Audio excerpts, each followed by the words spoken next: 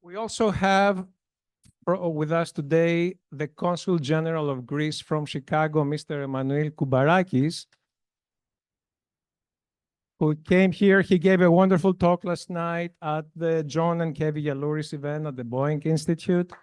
John and Kevi, again, congratulations for everything, and then thank you for everything you're doing for the Greeks. Mr. Koubarakis has been a wonderful friend to this professorship. Recently, he helped us secure a grant of about $9,000 from the Greek government for the culture and language and history of the Greek community here in St. Louis. So we are all very grateful for you and for being here and being such a wonderful friend. So before we start our event, and you're thinking, I know what you're thinking. Oh my God, it's already 22 and we haven't even started yet. But before we start, I would like to ask Mr. Consul General to say a couple of words very briefly, and then I will introduce our speaker, and then we'll get to the lecture. Mr. Consul General.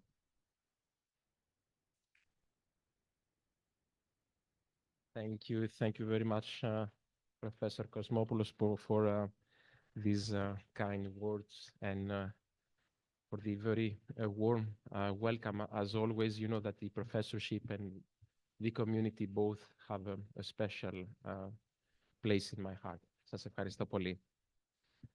Distinguished professors, guests, ladies and gentlemen, dear friends, αγαπητοί ομογενείς, καλησπέρα σας, good evening.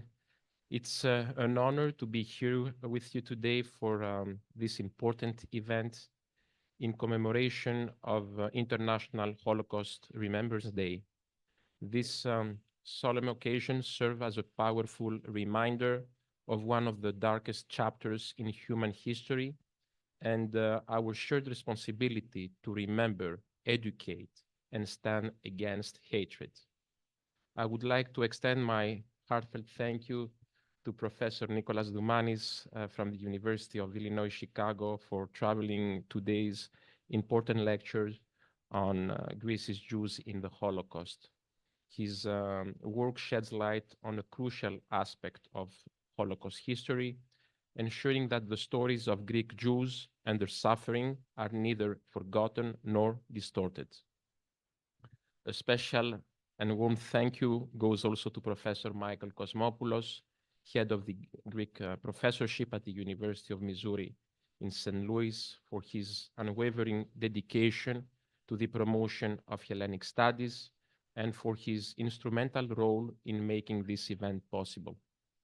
With the presence of over 30 years, the Greek professorship at the University of Missouri in St. Louis has played a fundamental role in advancing Greek history, culture, and heritage in the academic world. Its long-standing commitment to education and historical scholarship ensures that critical narratives, such as the experiences of Greek Jews during the Holocaust, are preserved and passed on to future generations. The collaboration between the professorship and the consulate reflects the power of education and dialogue in safeguarding historical memory. Σας ευχαριστώ. Dear friends, we gather today to honor the victims and survivors of the Holocaust and to acknowledge the Greek Jewish community's tragic fate. The Jewish communities of Greece, among the oldest in Europe, were nearly eradicated during the Second World War. Of the approximately 71,000 Jews living in Greece before the Nazi invasion in 1941, at least 58,000 perished, a staggering loss of life and cultural heritage. Cities like Thessaloniki, Ioannina, and Corfu, once thriving centers of Jewish life, saw their populations almost entirely decimated. The impact of the Holocaust extends beyond the destruction of lives. It left a lasting scar on communities, reinforcing the urgent need to combat anti-Semitism, Holocaust denial, and historical distortion. Greece has remained committed to this effort, standing firmly against hatred and prejudice. From the 1944 declaration safeguarding Jewish property, to Greece's active role in the International Holocaust Remembrance Alliance, our country continues to ensure that the memory of the Holocaust remains a key pillar of our national and international commitments. We must never take history for granted. As survivors grow fewer, our duty grows stronger to educate, to preserve, and to honor their memory. Events like today's lecture are essential in this fight against historical amnesia and indifference. I would like to conclude with the powerful words of Simon Wiesenthal, a Holocaust survivor, and I quote, "For evil to flourish, it only requires good men to do nothing. Let us remember, let us educate, and let us never remain indifferent. Ποτέ ξανά. Never again." Σας ευχαριστώ.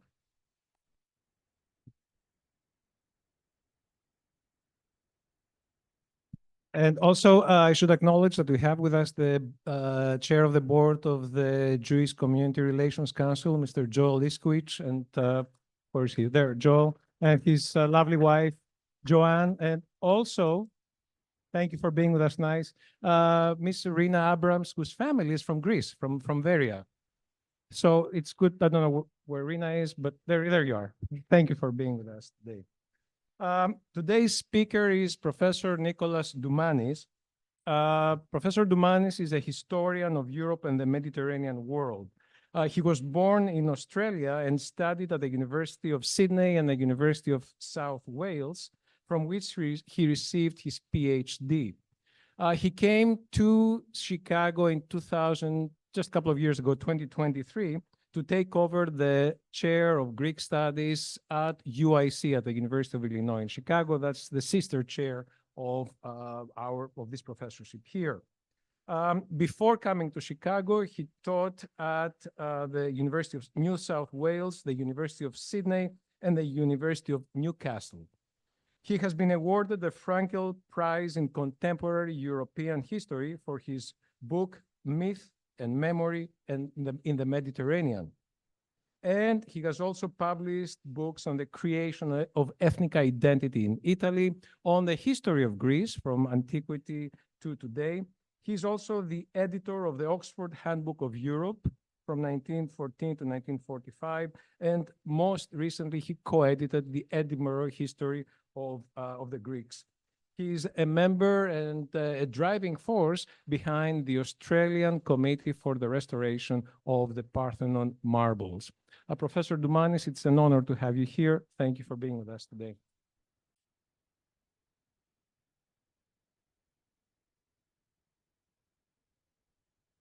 Thank you, everybody. I'd like to begin by thanking Professor Cosmopoulos for the invitation, to the Pelican family for the honor of delivering this lecture, and Consul General, Manos Koubarakis, thank you for coming, and everybody else tonight. So what am I doing here? Well, I'm going to, given the audience, I'm going to not give an academic paper. I'm just going to give you an overview of a very sad story with some bright spots in it, and there are significant bright spots. Not much is known about the Greeks, the Jews in Greece. In fact, not many people know that there was a big community of Jews in Greece.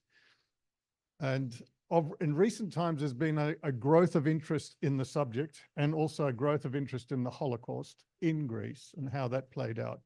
And it turns out that the Greek side of the Holocaust is actually an important chapter in that big history. But not many people know about it. So I'm going to pretend like none of you know any of the history and give you a rundown of what's going on in the scholarship, and to give you a nice picture. So now, it's the biggest crime in world history, for sure, the Holocaust. So much so that they had to invent a term to address it legally. So Raphael Lemkin in 1944 is an international jurist, invented the word genocide. It means genochtonia. It's a Greek Latin compound. But, you know, we've never had this kind of crime before, and it was used to, you know, bring a lot of these perpetrators to justice. The 1948 Genocide Convention defines genocide as an act committed with intent to destroy, in whole or in part, a national, ethnical, racial, or religious group. Well, such a crime was committed in Greece as part of a broader crime to eliminate from Earth a cultural group, children, the elderly, women, men, all innocent, all bewildered as to what they had done to be hunted down like they were. And let's not, you know, it's Nazi Germany that committed this crime. It orchestrated it. It was an industrial killing process, scarred the lives of those who survived. Just remember that this was happening just at the same time as Soviet troops were heading towards Berlin. So they're losing the war, but such was their zeal that they needed to kill as many people, Jews, as possible before they got to Berlin, okay? So it gives you a sense of what we're talking about here, a very zealously orchestrated crime. Now, I did say that the Jews, Greek Jewry had a important place in the Holocaust, which is out of keeping with its modest size. That is the Greek Jewry. In fact, in comparative terms, actually, the Greek Jewry was larger than you might think. It was larger than the Belgian Jewry. The Jews of Italy were half the size. Latvia, not too much smaller than the Lithuanian Jewry. Okay, so it's quite significant. The Romanian Jewry is a lot bigger. Poland had 3 million. USSR 3 million. Germany itself had 500,000. So it gives you a sense of proportion, okay? Now, the figures, the Consul General gave you a figure of how many Jews were living in Greece. 71,000, you said. Sometimes you see 77. 1930, you see 100,000. They were concentrated, certainly there's about 100, between 100,000 and 70,000 Jews in Greece in the 1930s, okay? And they were all urban. It was an urban population. Now, I was going to pronounce these places in Greek, but given the audience, I'll do it with an English accent. Didymotiko, oh no, that's Greek, sorry. Didymotiko, Nea Orestiada, Alexandropolis, Komotini, Xanthi, Kavala, Drama, Ceres, Thessaloniki, Veria, Kastoria, Florina, Trikala, Larissa, Volos, Chalkis, Athens, Patras, Agrinio, Ioannina, Preveza, Arta, Corfu, Kerkira, Zakynthos, sometimes written as Zanti for some reason, Chania, Rhodos, and Kos. Rhodes and Kos were not really in Greece at the time. They were part of an Italian, part of the Italian Empire. Now, Greece had a distinctive Jewry, which was consisted of two communities, the Sephardic community, which spoke with a Spanish dialect, Ladino, which means that they were the descendants of Jews who were expelled from Spain around 1492. And these people were embraced by the Ottomans and resettled in the Ottoman Empire. Although they were found around the Mediterranean, including Italy. But a lot of them were in the Ottoman Empire, and particularly Salonika, Thessaloniki.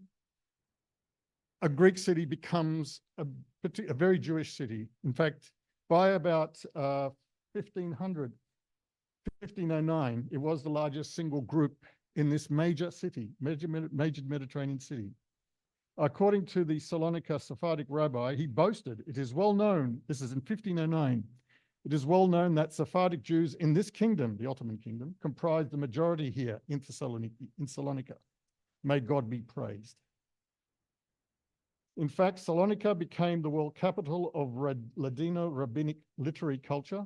Sephardic Jews were also settled in Rhodes and Kos, and they came to dominate even the other group, which I'm going to talk about, the Romagnotes, the Romagnots, many of whom were to be absorbed into the Sephardic community.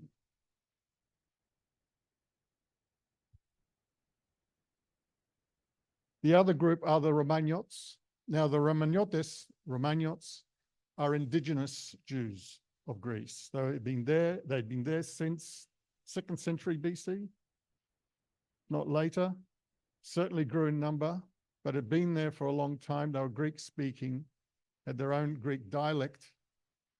So they'd been there for a long time, and they were well integrated with the wider community, although they were particularly urban.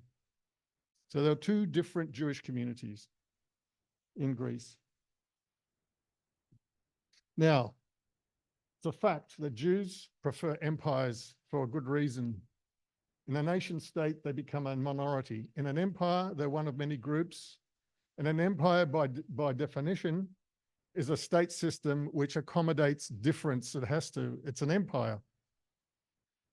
And there were many, there are many empires in which Jews felt like they could live their way of life. And that was the Ottoman Empire. The Ottoman Empire was a good place for them.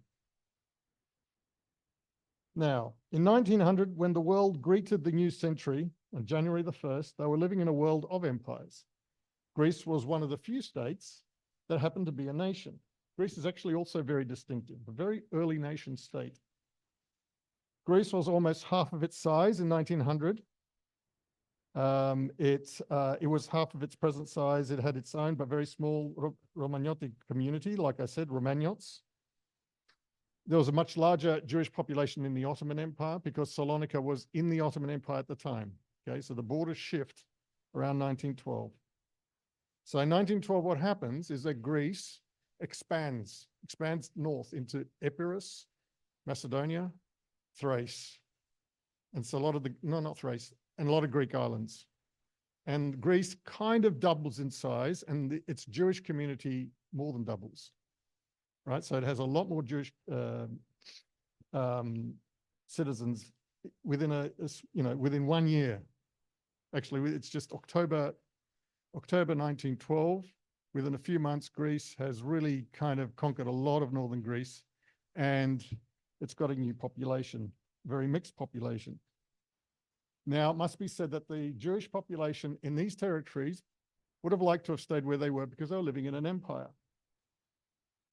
And they didn't know if they were going to be kind of as comfortable in the Greek nation state. They had a way of life under the Ottoman system, which the Ottoman system accommodated. In the Ottoman system, it worked well for them because they were also loyal citizens. They weren't going to create their own country. So the Ottomans didn't think them as a security threat. So for the Jews of Salonika, becoming part of Greece was a difficult thing to adjust to. How would the Greeks treat them? What's going to be like if they become a minority? And also, not many of them spoke Greek. They were Spanish speakers, remember. They had no connection with Greece. Okay, so many left. Not everybody. It's still a major Jewish city in 1912. But things didn't go well in the first decade because World War I broke out. Even though Greece didn't really participate directly in the war, it still suffered privations. It wasn't a difficult place to live. Also, Thessaloniki now, Salonika becomes Thessaloniki, the Greek name returns, had a big fire in 1917. And the fire swept mainly through the Jewish community.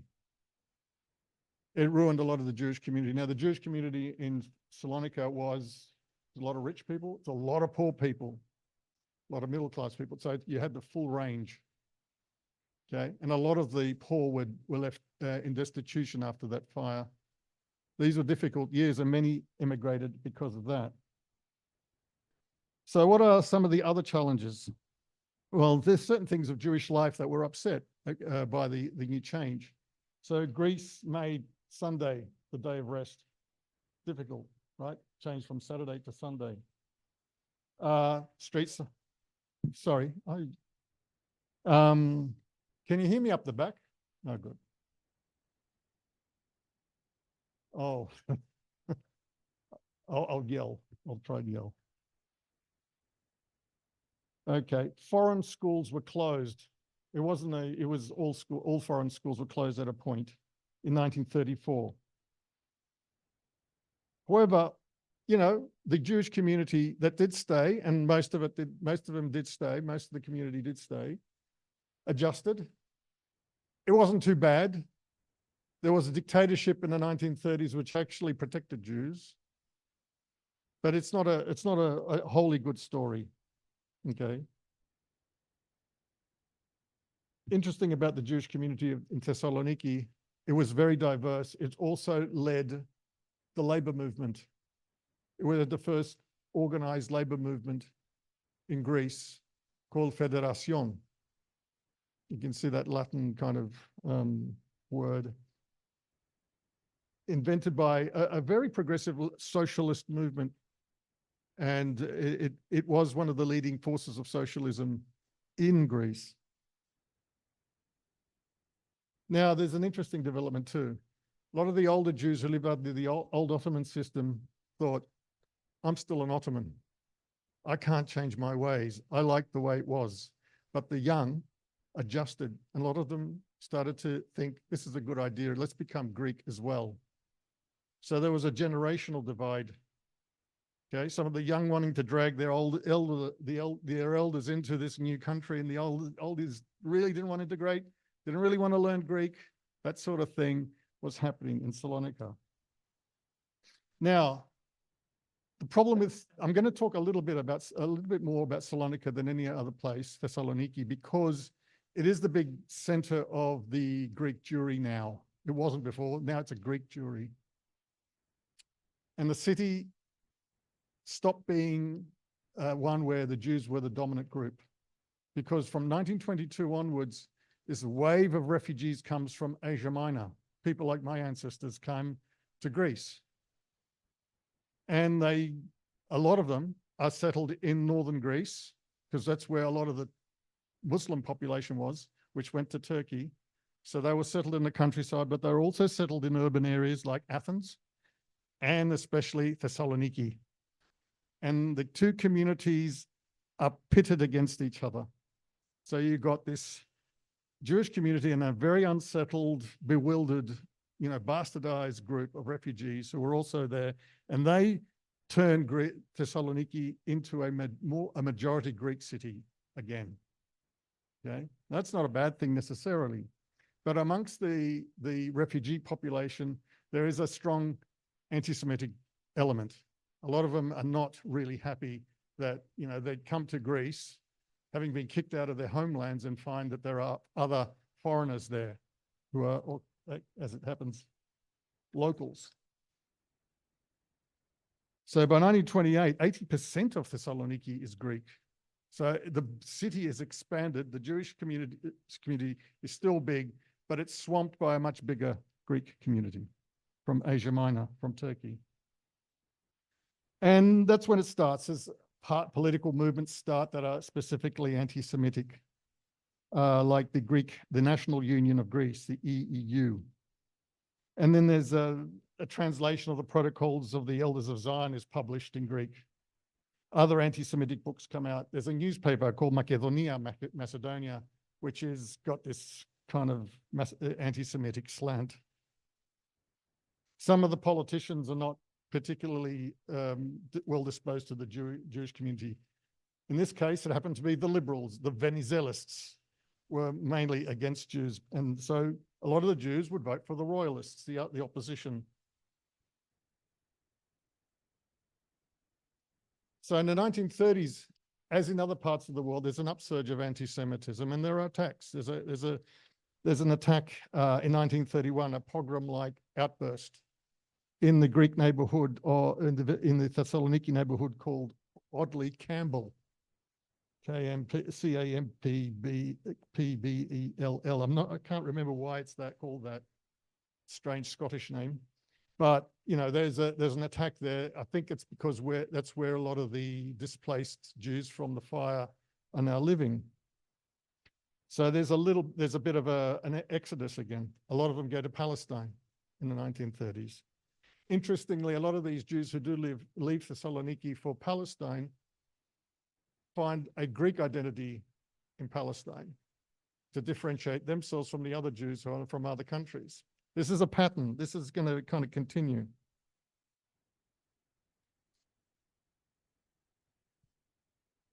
Now, on the bright side, elsewhere in Greece, there's not a big anti-Semitic thing going on. And this is out of keeping with much of Europe too, which is a good thing. Politically, It was the conservative side of Greek politics that was much kinder to Jews. The Metaxas dictatorship, there was a dictatorship in the 1930s, from the mid-1930s right till the outbreak of the Second World War, led by General Metaxas, a well-known name for other reasons. And he consciously suppressed anti-Semitism, which is quite interesting. He's a dictator. He's running a dictatorship where they do a fascist salute, and they do copy a lot of things from the fascists in Italy and Germany. But that's one thing they don't pick up on. He doesn't. He's so much liked by the Jewish community that he was inducted into the Golden Book of the Jewish National Fund by the Zionists of Greece. Now, as my colleague Katerina Lagos in California notes, the rabbi of Thessaloniki, Zvi Koretz, congratulated Metaxas on re-establishing an atmosphere of peace and calm for the Jews since he had taken power on the 4th of August, 1936. So this is a different kind of situation. You know, if you know anything about Europe in the 1930s, it's not a great period. It's very tense. Dictatorships appearing everywhere, and a lot of them happen to be anti-Semitic for some reason. And it doesn't help that Hitler is actually looming as the leading dictator of the era. So Greece was not, outside of Thessaloniki, Greece is not preoccupied by anti-Semitism. In this sense, it's a lot like Italy. Italy also is not a place which is particularly anti-Semitic. In fact, there were members of the fascist party who were Jews. And they were bewildered when Mussolini stupidly decided he's going to take on anti-Semitic policies by the late 1938. And other fascists thought, why? What are you doing? It wasn't in the culture. It didn't have depth. All right, so things go awry though when Germany does make its presence felt in the in the Mediterranean. Greece was invaded in April 1941. The Germans occupy the cities, Athens, Thessaloniki, the borderlands with Turkey, part of Crete. The rest is handed over to Italy. Okay? Germany's got a lot on its hands.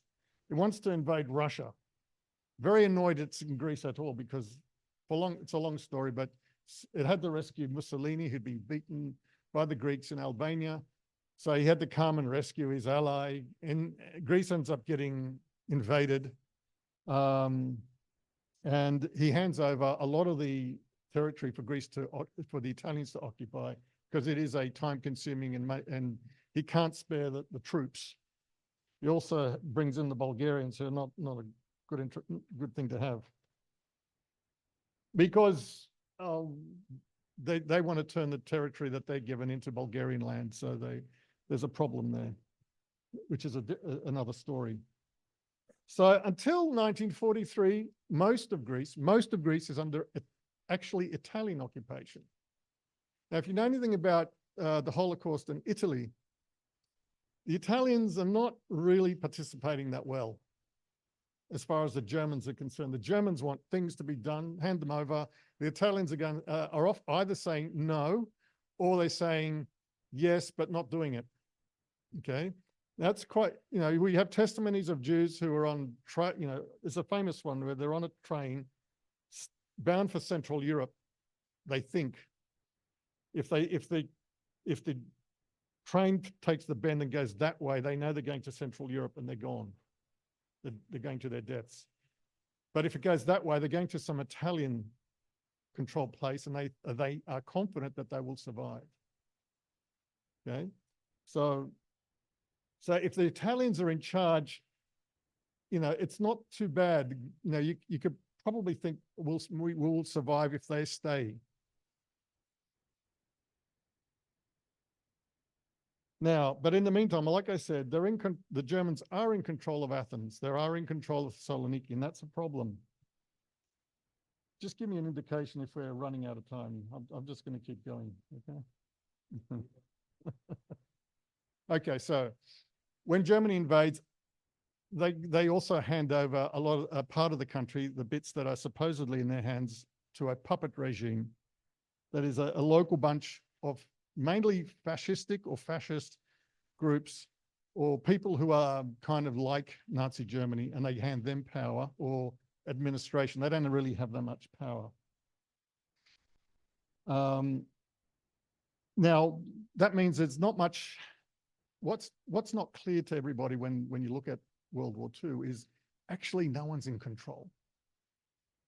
It's a Wild West. The state has collapsed in most parts of occupied Europe. The Germans give the impression that they're in charge, but they only really control centers, they control roads, but at night they don't control much, right? So in Greece, most of Greece is out of reach at nighttime. A lot of the countryside, they don't go anywhere near it. So they don't really control those parts of the country. Okay.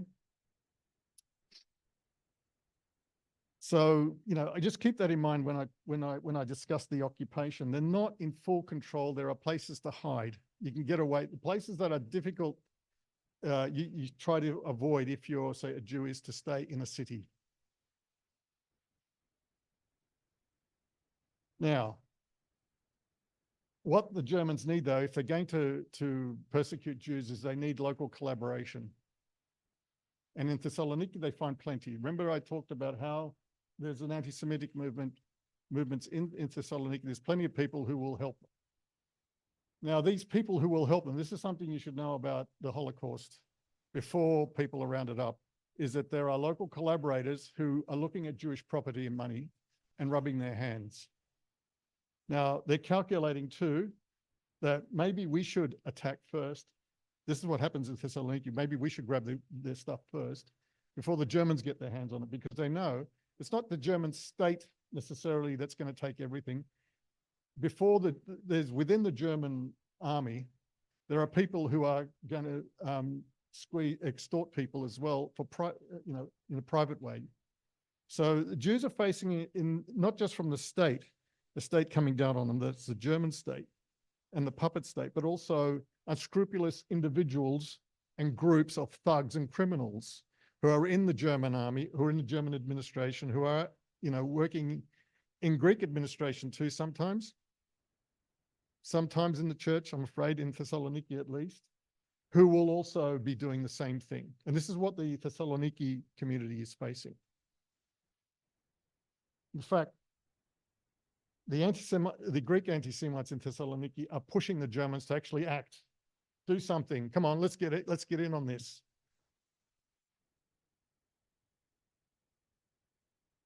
Okay, so like we said, before the persecutions began in 42 is when we start to see these things happening.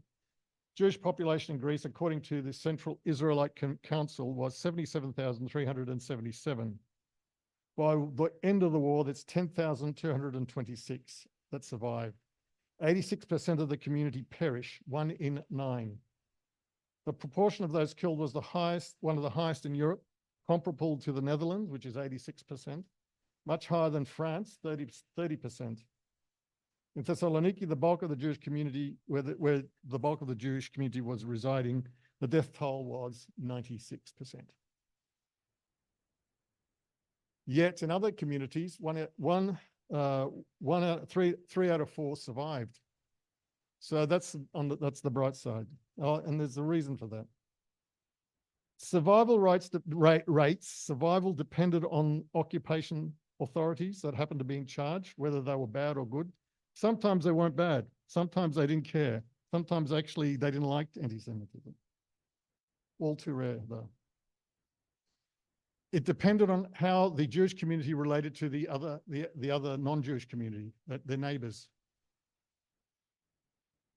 It depended on their relations with the resistance.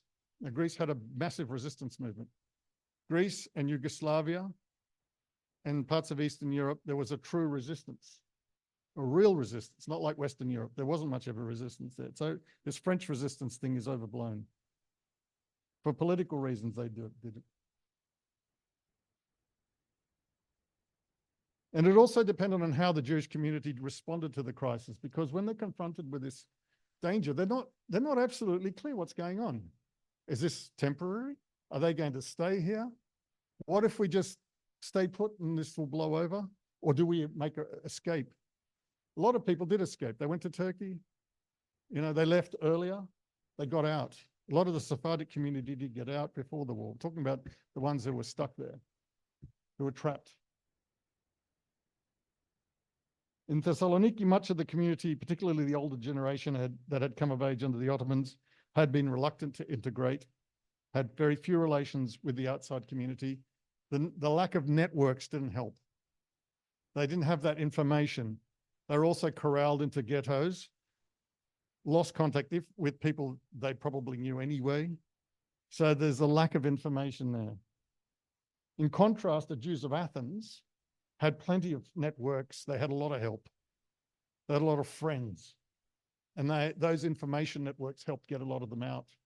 Not all of them, but a lot of them. So comparing Athens with Thessaloniki is quite revealing. In Thessaloniki, German authorities received a great deal of assistance from local Greek institutions, including the church and the press. Many journalists did their best to foment anti-Semitism. When Jewish entrepreneurs, merchants, professionals, and workers were expelled from their unions and associations, they received very little support from their Gentile colleagues. In such ways, that community became progressively isolated during the war. In 1943, the city council in Thessaloniki seemed particularly amenable to German demands, partly because it feared that the city might be handed over to the Bulgarians if they didn't work with the Germans, because Bulgaria wanted Thessaloniki for themselves, and they were allies. But also because of many of people working in that council wanted Jewish property. So a lot of local interests initiated persecutions, appropriated Jewish buildings and spaces, as happened with the site of the Jewish cemetery, which they took over and bulldozed and destroyed it. Properties in the Jewish quarter between 1942-43 were auctioned as soon as the inhabitants had been expelled. Jewish street names were changed, and synagogues and other buildings were destroyed.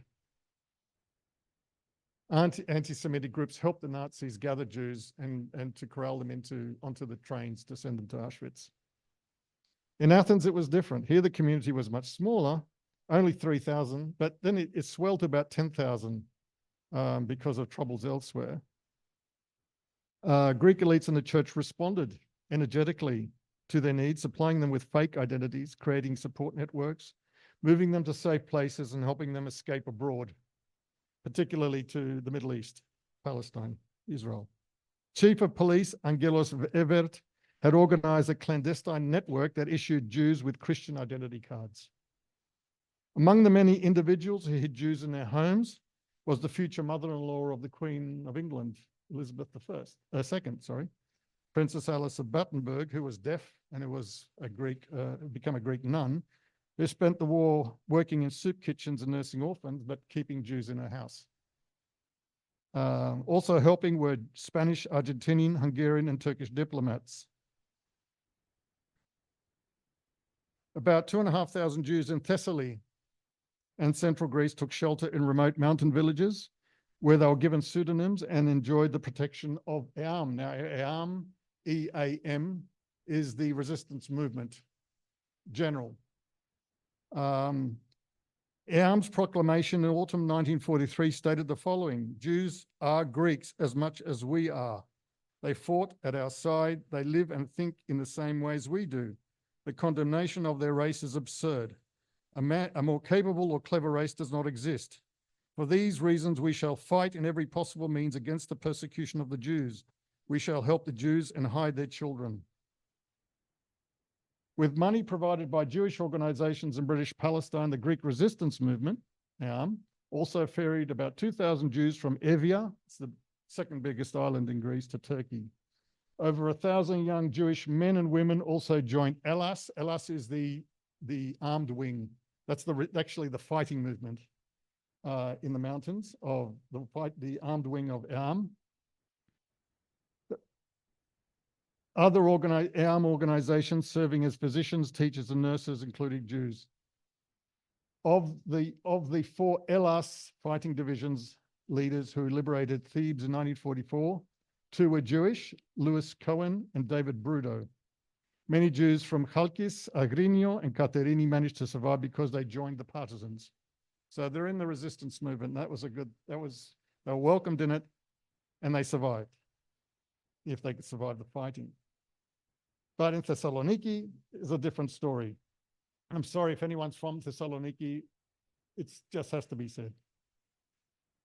Many of its affluent members managed to escape before the roundups, but most of the poor were stuck and did not know where to go.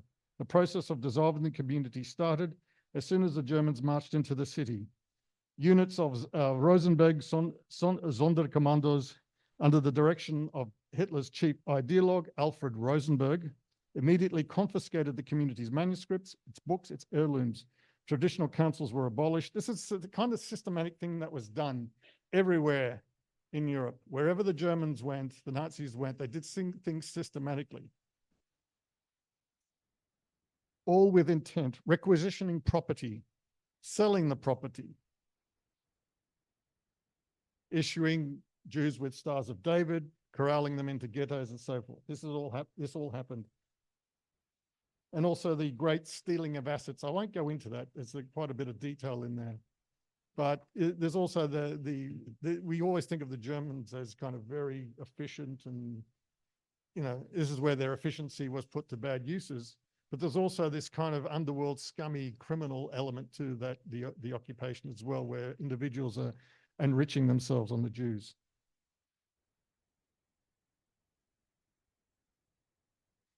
It didn't help too when your leaders helped the Nazis, but unwittingly. Because some of the leaders of the Jewish community said, look, let's just do what they say and maybe, you know, we'll be okay. And the Germans were clever. They'd give you these kind of clever reassurances, give people hope.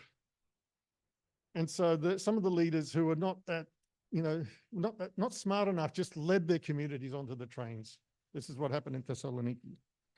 Different in Athens. They were lucky. They had Rabbi Elias Barzaliai. He destroyed the community's documents. He blew up the synagogue.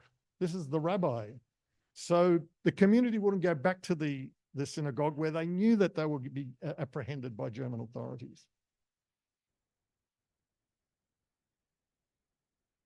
So, you know, you got a mixture of really good stories in Greece and some bad ones. Bad ones are really centered in Thessaloniki. In Ioannina, the culturally conservative Greek-speaking Romaniot community did learn of the fate of Thessaloniki's Jews, so they were ready to escape, but they just didn't do it in time. The 2,000-strong community of Corfu, Getkira, was sent to Piraeus and then loaded onto trains and were destroyed. This is the best story. The Jews of Zakynthos, the local mayor and the bishop were told, give us their names. Then they returned 2 names, their own, the bishop's name. So when there was an earthquake in mid-1950s in Kefalonia, in that part of Greece, Israel sent a relief ship. Then there was tragic stories like the Jews of Chania in Crete. They were put on the ship and they were torpedoed by the Allies. The Allies were just thinking they were torpedoing enemy ships. The Jews of Rhodes and Kos, my folks are from Kos, so this means something more to me. They were the last, the Jews of Rhodes and Kos were the last of all the Jews of Europe to go to Auschwitz. Rhodes and Kos. It's a curious story, and a book's just come out by a chap called McGillicott. It's a very good book. They were under Italian rule until September 1943. It's a very important date because in September 1943, Italy changes sides. It surrenders and kind of changes sides. Sadly, they muffed it. They gave the Germans enough time to click on, and they reoccupied Italian territory. So most of Greece, and including the Italian-occupied islands of Rhodes and Kos. So the Germans arrive in Kos and Rhodes, and there's a very old Romaniot community, Sephardic community there. And they say in the early months, it wasn't so bad. The Germans didn't really care. In fact, we had friendships with a lot of them. Imagine that. But then they were rounded up. At some point, they received orders. This is the thing about the Nazi, the German war machine, is that they were so efficient blindly efficient. They received orders, they fulfilled them no matter what it said. The Italians, God bless them, they look at orders from their leaders and go, nah, I'm not doing that. I mean, I'm making light of it, but it's true. I should say something about the Jews in the Bulgarian occupied part of Greece. Now, Bulgaria's got a great record. It protected its Jews. Bulgarian citizens who happened to be Jewish survived. That didn't apply to the Jews that they in their occupied territories who happened to be Greek nationality, so they handed them over. So that's sad. Now, I want to change tack a bit. So I won't talk about the process of gathering Jews, but you know, the Germans are losing the war in 1944. They're hurrying up, sending Jews off to Auschwitz. In Auschwitz, Greek Jews had acquired a reputation for being physically robust and good for labor duties. About 1,000 were sent to the Warsaw Ghetto after the uprising there to remove corpses and debris. Many of them had been mobilized into Sonderkommandos, the team that took corpses from the gas chambers to the crematorium, removed the gold fillings from teeth, crushed bones under SS supervision. So these were hardy people who did a lot of that kind of hard work. Most of them were executed later, so they didn't have give any witness. They couldn't give any witness to what happened. Okay, so the Germans, it's really interesting. There's very little footage of actually any of those camps, especially the death camp, when they were operating, because they were mindful that they didn't want the world to know. Okay, so there's not much evidence. That's why a lot of these anti-Semite people like David Irving, so, well, there's no evidence. They could build that kind of, that silly line. But Greek Jewish women participated in the uprising of in October 1944 in Auschwitz-Birkenau, where they blew up a crematorium. Some left testimonies of what they did, rolled them up, little newspaper, bits of paper and bottles, and buried them so people would one day find out. So hoping people will discover one day. It was a Greek Jew who attempted to inform the outside world of what was happening in Auschwitz. With the help of the Polish resistance, a camera was smuggled into Auschwitz with a Sonderkommando named Alexis. And he used it to take photographs of Crematorium 4. The evidence was smuggled out in a toothpaste tube and got to London, providing exceedingly rare photographic footage of activity in Auschwitz. You can find it on the web. Now, this Alexis was quite possibly the Greek naval officer Alberto Herrera, who had joined ELAS, the resistance movement, the fighting group, but was arrested in March 1944 in Larissa. In Auschwitz, he continued to work in the resistance movements.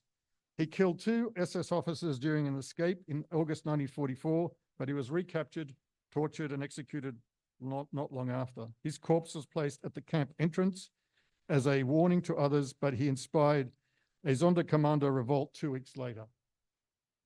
In these camps, the Jews of Greece, whether Romaniot or Sephardic, 2 groups who had little to do with each other in the past, were now known as the Greeks. This is amongst the Jewish, the broader Jewish community within the camps. Here, Ladino, that language, the Spanish language, was known as Greek. There and other Jews from Southern Europe had little in common with the Yiddish-speaking Ashkenazi majority, which added to their vulnerability as inmates. Many memoirs, however, attest to their solidarity, their resourcefulness as Greek Jews. Primo Levi, the famous Primo Levi, refers to them as the carriers of solid, grounded, and conscious wisdom, which all the traditions of the Mediterranean are matched.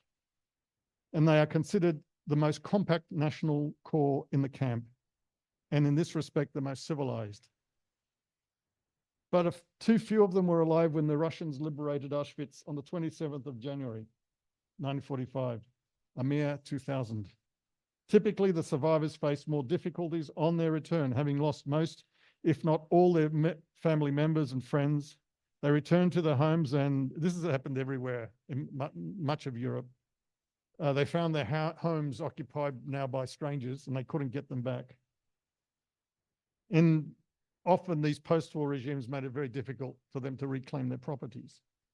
Despite very long and strenuous legal struggles, only 300 properties and 50 shops would later be returned to their Jewish owners in Greece. Between 8 and 9% of the Jewish properties in Thessaloniki were recouped by former proprietors, while the 170 survivors who returned to Ioannina could not access their homes. The post-war Greek state, this is the state now that was reconstituted after the war, and it was fighting now a civil war in the late 1940s, made it patently clear that it didn't consider the surviving Jews to be Greek. It offered them incentives to the returnees, whether they were coming from the camps or from the mountains as resistors, to go to Palestine, to British Palestine. Survivors from the Dodecanese, which were annexed to Greece in 1947, were directed to Italy. They were given Italian citizenship. They could go there. So not many of them went back to Rhodes or Kos. Jewish men who were given the option to enlist in the government's army during the Civil War or to emigrate and relinquish their citizenship. Jewish partisan fighters who were incarcerated after the war because think about Aum and Elas, the resistance, it was also linked to the left. So the post-war government thought of them as communists and put them away and gave them the option of going to Palestine on the condition if they were released. Sorry. Overall, most survivors found the experience of returning home alienating and therefore emigrated. A lot, they went all over the place. Some went to Palestine, some went to British Palestine, some went to South Africa, to New York. They went all over the place. France, Italy. They created their own particular Greek Jewish diaspora. Those who went to what became Israel after 1947 became a distinctive community, and they were known as the Greeks again. Like I said, it was a way of differentiating themselves, and clearly the Greek living in Greece meant something to them. So I'm going to conclude now and leave some room for questions. The story of the Holocaust in Greece is a difficult one. Happily, many had long since emigrated before the Germans occupied Greece. Nazi Germany and the Axis occupation destroyed those who remained. As in other parts of Europe, local collaborators assisted the Germans. As in many other parts of Europe, some occupied communities were more helpful than others. The Greek story is mixed. Much of the bad stuff, like I said, is Thessaloniki focused. The rest of Greece, it seemed to be a less tragic story. I do not like judging a nation on the basis of its Holocaust record, especially as none of it would have happened had it not been for a viciously anti-Semitic movement had been handed the keys to Europe's most powerful nation and then occupied Greece. Greece actually had no reason to be in the Second World War. None. It was thrown into it. It turned the country upside down. It destroyed it or virtually destroyed it, and it had to be rebuilt. This is the context in which the Jewish Holocaust in Greece must be understood. But Greece's Jewry was largely destroyed because of that experience. Thank you.